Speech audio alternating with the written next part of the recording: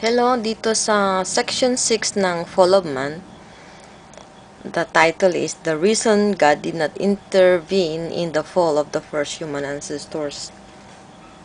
Bakit nga ba hindi in-stop ng Diyos si Adam and Eve from eating the fruit?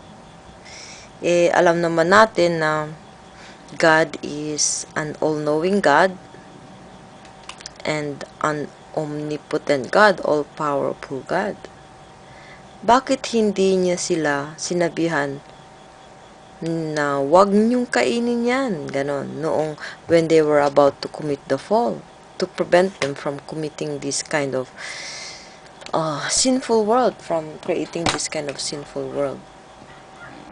So, tong question na to, napaka, philosophical, ganon.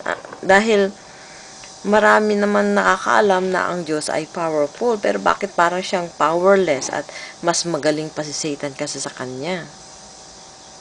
So, let's look at some reasons why he could not prevent Adam and Eve from committing the sin. So, number one reason is that because the principle that he used in creating the world is absolute. The principle upon which he created the whole universe and everything, including man and woman, is an absolute and a perfect principle. Ngayon, if he intervenes in the portion of responsibility, in the chapter 1, we found out that Adam and Eve have a portion of responsibility, and that is principle.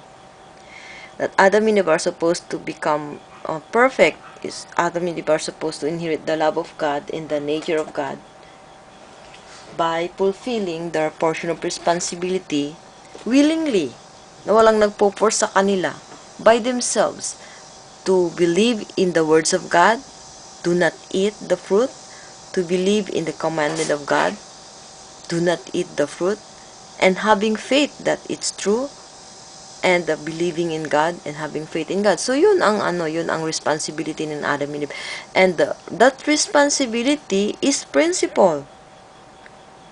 God created Adam and Eve based on this principle that they are supposed to reach perfection by following such principle. The principle, the heavenly law, plus the principle of the responsibility, human portion of responsibility. So God cannot stop that. God cannot intervene with his own principle. He cannot destroy, or kaya he cannot intervene because of the principle. It's perfect. He cannot tell Adam and Eve, oh, bakit nakalimutan nyo yung ganun. Hindi.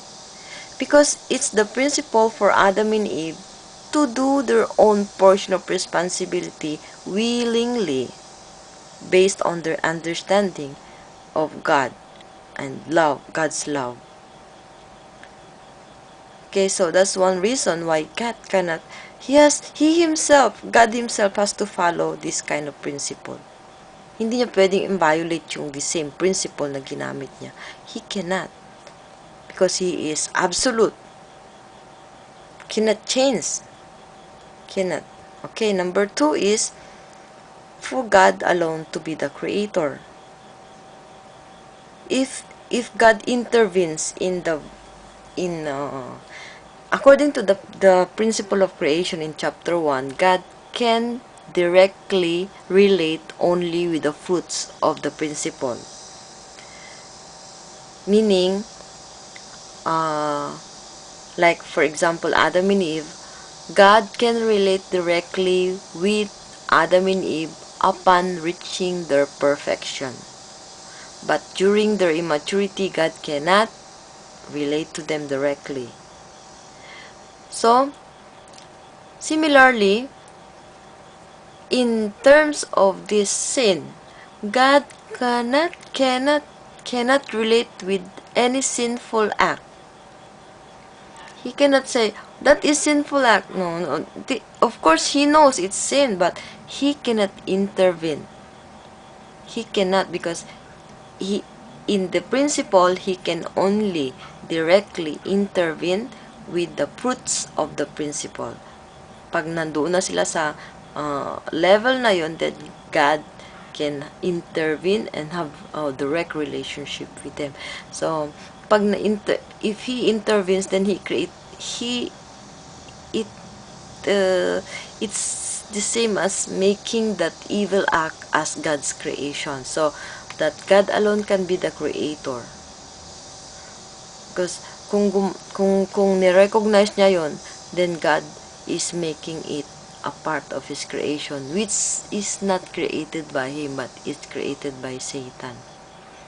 Okay, so and then the third reason is that human beings as the Lord of creation. He has to let Adam and Eve become mature by doing their portion of responsibility. If Adam and Eve had followed the principle and had followed or had faith in the words of God, in the commandment of God, then Adam and Eve would have reached their fruitfulness and become the Lord of creation and be dominated by God directly. And Adam and Eve can become Lord only after fulfilling their portion of responsibility,